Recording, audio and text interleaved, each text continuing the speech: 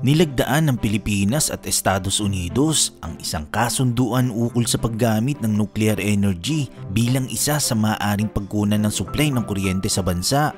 Sa ginanap na Asia-Pacific Economic Cooperation Summit, nilagdaan ng Cooperation Agreement o ang tinatawag na 123 Agreement sa pagitan ng Pilipinas at Amerika.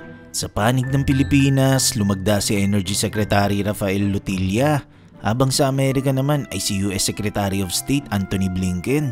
Sa ilalim ng kasunduan, maaari nang mag-export ang US sa Pilipinas ng nuclear materials at technologies kabilang ng mga fuel, reactors, equipment at iba pang special nuclear materials.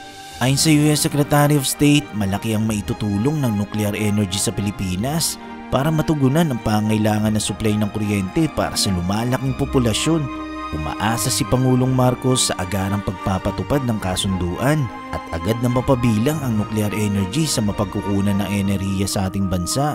Magpapalakas din ang kasunduang ito sa alyansa at ugnayan ng Pilipinas sa Amerika.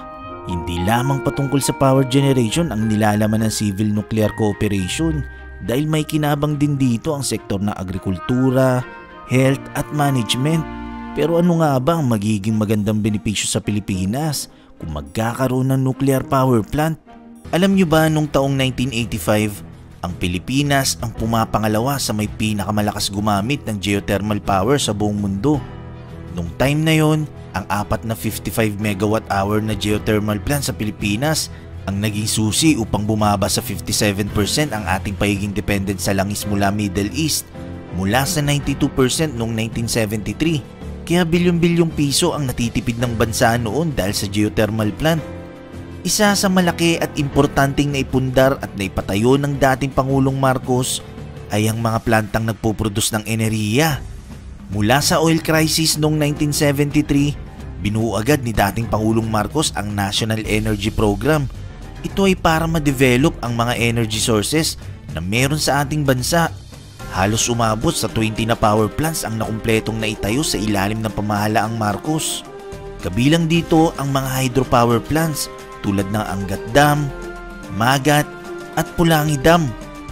Meron ding mga coal, thermal at geothermal plants tulad ng makikita sa Makiling Banao at Leyte. Meron ding rural electrification program ang gobyernong Marcos na nagpailaw ng halos 2.7 milyon na pamilya at nabigyan ng kaginawaan dahil dito.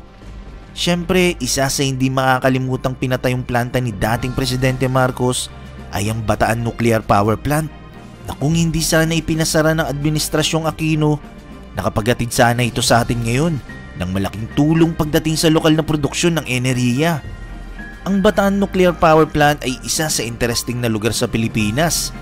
Taong 2019, nung pinuntahan ito ng grupo ng mga scientist, researchers, environmentalist at historian para tingnan ang buong pasilidad ng abandonadong nuclear plant sa Bataan kung posible pa nga ba itong magamit na magpapabilis sa development ng ating bansa at upang matigil na rin ang pagiging dependent natin sa fossil fuels. Ang Pilipinas ay gumagastos ng sobrang laki pagdating sa electricity kung ikukumpara sa ibang bansa. Kahit nga sa Singapore na mayamang bansa, mas magastos pa rin ang Pilipinas pagdating sa kuryente. Ayon sa pag-aaral, the more electricity you use, the fewer people live in poverty. Ganyan sa ibang bansa. Pero bakit sa Pilipinas, tayo na nga ang pinakamalakas mag-consume ng kuryente at ang may pinakamalaking gastos dito, bakit napakarami pa rin mahirap? Actually, ang presyo ng kuryente sa Pilipinas ay 3 times na mas malaki kaysa sa cost of electricity sa South Korea. Shoutout sa mga K-pop dyan. Ang South Korea ay wala naman talaga silang malaking pinagkukunan ng energy. Pero bakit ang ginagastos lang nila sa kuryente ay halos nasa 1/3 lang ng electricity sa Pilipinas? Simple lang ang sagot. Ang South Korea ay merong nuclear power. Hinalin tulad nga ni Michael Shellenberger ang hawak niyang bottled water. Sabi niya, ang ganitong amount ng uranium ay kaya nang i-provide ang lahat ng energy na kinakailangan sa mayamang bansa na Amerika. Kung sa Pilipinas, halos nasa 1/4 lang ng amount ng uranium ang kakailanganin. Ang Pilipinas ay isa sa mga iilang Asian countries na nananatiling tutol sa paggamit ng nuclear energy. kumpara sa mga kapitbahay nitong bansa na Taiwan, South Korea at syempre ang Japan na sobra talagang yumaman dahil sa paggamit nito ng maraming nuclear energy at maging ang pagtaas ng amount ng energy na kinukonsume nila. Bukod sa Pilipinas, ang bansang Indonesia, Thailand, Malaysia, ito yung mga bansang malaki ang potensyal na mag-grow kung gagamit lang ito ng nuclear energy. Ang nuclear energy ay isa sa pinakaligtas gamitin dahil hindi ito nagpuproduce ng air pollution tsaka wala rin itong sinusunog. Kaya nga nasa Pilipinas ang desisyon kung nais ba nito maging advanced na bansa. Maraming bagay na kinakatakutan ng tao lalo ng mga Pilipino pagdating sa paggamit ng nuclear energy. Pero kung titignan ang sinasabi ng siyensya, ang nuclear ang pinakamalinis, pinakaligtas at pinakamurang paraan para mapag-produce ng electricity. Marami ng buhay ang nailigtas ng paggamit ng nuclear energy kasi kung merong nuclear plant ang isang bansa, hindi na nito kailangan magsunog ng coal. At syempre kung walang sinusunog na coal, walang mapoproduce na nakamamatay na air pollution. Isa pa sa kagandahan ng nuclear plants, hindi ito nangailangan ng sobrang laking lupa para pagtayuan nito. At sa hindi kalakihang espasyo ng lupa, kaya na nitong mag-produce ng sapat na power para sa 2 to 4 million katao. Ang nuclear waste nito ay madali lang itabi o ilagay sa isang storage. Kung titignan ang lahat ng nuclear waste na naproduce ng United States sa nagdaang 60 years, halos fit lang ito sa isang single football field na naka-stack 50 feet high. Ang maganda sa nuclear waste na ito, hindi ito nakasira sa ating kalikasan, lalo na sa ating atmosphere para maging air pollution. Sa kabila ng impormasyong ipresent ng mga eksperto sa Senado patungkol sa benepisyo ng paggamit ng nuclear energy at pag-convince rito na hindi dapat ito katakutan, mayroon pa ring iilang nagdududa at hindi sang-ayon dito. Bakit nga ba itinigil at hindi pinagpatuloy ang Bataan Nuclear Plant na ginawa ni dating Pangulong Marcos?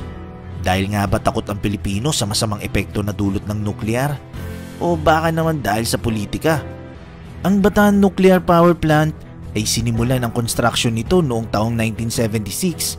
Huling inspection ang nasabing planta noong taong 1985 ng IAEA Operational Safety Analysis Review Team o International Atomic Energy Agency na kung saan ang Bataan Nuclear Power Plant ay pumasa sa safety inspection. Inaasahan sana ito na makakapag-supply ng 623 megawatts na kuryente. Ngunit hindi na ito nabuksang muli nung naupo ang administrasyong Cory Aquino at sinayang ang $2.3 billion na halaga ng pagpapatayo rito. Ang nuclear power plant na ito sa Bataan ay tinaguri ang kauna-unahang nuclear power plant sa buong Southeast Asia noon. Ayon sa dating Presidente Cory Aquino, more than the money, it is the safety of the Filipino people that is our primary concern. Pagkaraan ng 4 na taon, April 24, 1990, ang Pilipinas ay nakaranas ng power crisis. Nagkaroon ng malawakang blackout sa bansa na lubang nakaapekto hindi lang sa mga mamamayang Pilipino, kundi sa halos lahat ng ahensya ng gobyerno. Balikan natin ang concern ng Administrasyong Cory Aquino na sinasabi na ang itinayong Bataan Nuclear Power Plant ay mapanganib sa mga mamamayan. Isa sa hinalin tulad dito ay ang nangyari sa Chernobyl sa Ukraine na inabandona dahil sa nangyaring meltdown. Ang tanong, may posibilidad din bang mangyari ito sa Bataan Nuclear Power Plant? Ang sagot ay hindi. Bakit? Dahil ang Bataan Nuclear Power Plant ay may sariling steel containment. Isa ito sa malaking pagkakaiba sa Chernobyl Nuclear Plant. Dahil ang Chernobyl ay walang containment. Ang reactor nito ay nasa warehouse lang. Kaya kapag nag-fail dito o nagkaroon ng meltdown, kakalat talaga ito sa environment. Pero sa Bataan Nuclear Power Plant, kung sakaling magkaroon ito ng leak, walang nakakalabas sa atmosphere dahil meron itong steel containment. Lahat ng hangin sa area ay hinihigop sa filter system bago ito i-exhaust sa atmosphere. Kaya kahit magkaroon ng meltdown, safe pa rin dahil mayroong steel containment na wala sa Chernobyl. Ang tanong, paano naman kung lumindol ito? So isa yan sa kinababaalan ng mga tao. Actually, ang bawat pader na makikita sa Bataan Nuclear Plant ay gawa sa sobrang kapal at solid na concrete wall at hindi gawa sa hollow blocks. At ang pagkakagawa rito ay earthquake proof, kaya sobrang dekalidad talaga ang pagkakagawa rito at hindi basta-basta mayayanig ng kahit anong pinakamalakas na lindol na nangyari na sa kasaysayan. Isa pa sa kinatatakutan sa nuclear power plant ay nakakalason daw ito sa karagatan. May katotohanan nga ba ito? Alamin natin mula sa isang eksperto at nuclear advocate na si Mark Cuangco. Papatunayan niya kung may katotohanan ba ang mga pamahiin ng iilan na nakakalason daw ang isang nuclear plant, lalo na sa mga katubigan na nasa paligid nito. Halina't palanguin natin si Sir Mark Cuangco. Dito tayo ngayon sa Besnau Nuclear Power Plant, few miles outside Baden, Switzerland. Itong plantang ito ay gawa ng Westinghouse noong 1960s. Dalawang unit ito ng mahigit 350 kada isa na nuclear power plant, na mula noon hanggang ngayon ay nagpo-produce ng malinis at ligtas at murang nuclear power para sa bansa ng Switzerland. Mas luma po ito sa ating Bataan Nuclear Power Plant at kaya po ako nandito para ipakita na wala pong nangyayari sa kapaligiran. Ang tubig dito ay hindi napopollute nitong nuclear power plant na ito. May isda dito sa ilog na ito, nagfi-fishing ang tao rito. Nagpipiknik ang tao, kuminsan nagsiswimming dito sa ilog na ito at walang masamang nangyayari. Ako po ay nalulungkot na sa bansa natin maraming mga hindi katotohanan na sinabi tungkol sa ating Bataan Nuclear Power Plant, na kapag daw ang isang babaeng buntis ay lumapit sa Bataan Nuclear Plant habang umaandar ay matutunaw daw ang bata sa loob ng tiyan ng babae. At ang mga isda sa dagat dahil sa cooling water ay mamamatay at masisira ang kalikasan natin. Ito po ang nagpapatunay na hindi po totoo ang mga istorya na yan. So from history at saka itong concrete example, gusto ko pong ipakita sa ating mga kababayan na safe ang nuclear power. Doon po tayo nanggaling kanina, nakita natin itong Besnau Nuclear Power Plant mula doon sa kabila.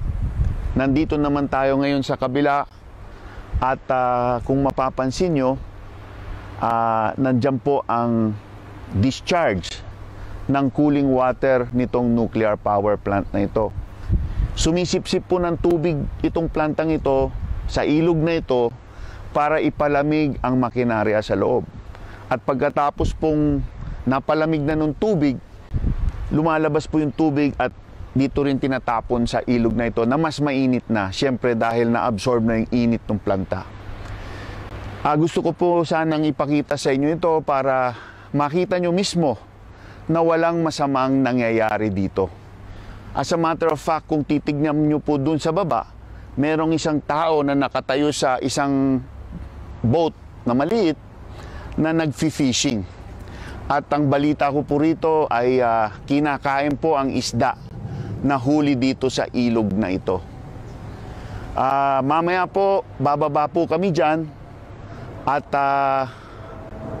para mapakita po sa ating mga kababayan na ligtas talaga itong tubig na ito, bala ko pong mag-swimming dyan sa tubig na yan para mapatunayan na wala pong dapat ikatakot, na ligtas itong nuclear plant na ito at itong mga tubig na dumadaloy dito. Galing po doon ang tubig papunta dito. So dito po tayo sa downstream ng discharge ng cooling water nitong plantang ito. Kung titignan nyo po itong sa harap ko, meron pong simbahan dito at may malaking community na nakatira dito sa tabi nitong power plant na ito. 40 years na po itong power plant na ito na umaandar, na nagpo-provide ng power. Wala pong nagkasakit dito malusog ang mga tao rito at wala po silang reklamo. Sila nga po ang nagdidepensa nitong plantang ito na dapat manatili ito dito at nagbigay po sila ng approval na magtayo pa ng isang bagong planta na doble ang laki sa plantang ito.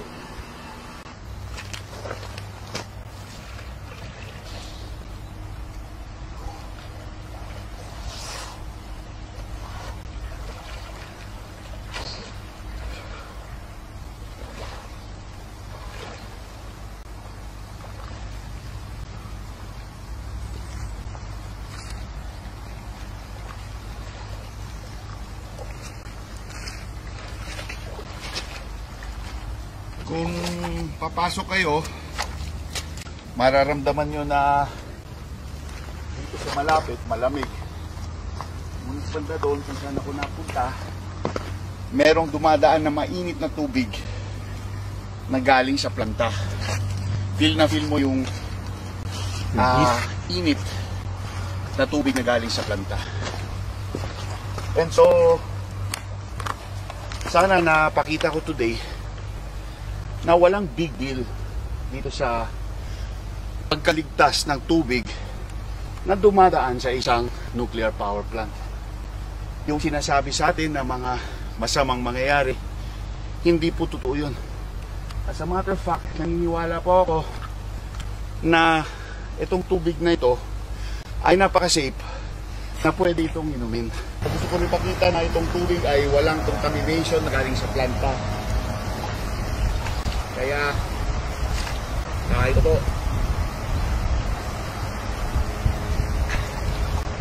Nainom ko po yung tubig, walang masama po mangyayari sa akin. I hope na this effort can somehow convince o makumbinsi ang ating mga kababayan na buksan ng kaisipan sa isang bagay na napakalaki ng impact sa klase ng buhay, sa uri ng buhay na pwede sa Pilipinas. Kung maging mura ang kuryente, kung maging sapat ang supply ng kuryente, walang papatid sa ating pag-asenso at progreso ng ating ekonomiya.